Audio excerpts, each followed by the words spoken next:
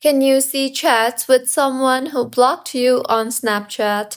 Hello everyone, I am Bishaka and welcome to our channel. Now let's get right into the tutorial and see if you can see chats with someone if they have blocked you.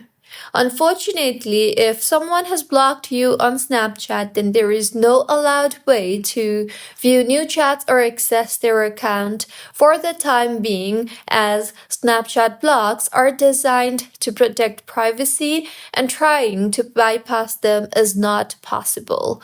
However, you can still see if messages were saved in the chat by you or them before you were blocked. So if they have saved the message or you have saved the message in chat, then they might still appear on your chat list. You can only read the chat and you cannot send new messages there.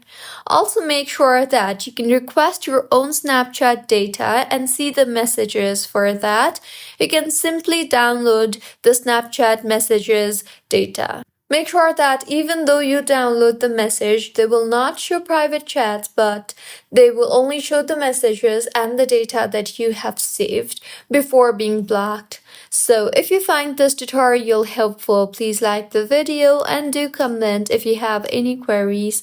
Also, do subscribe to our channel for more helpful tutorials like this. See you on the next one.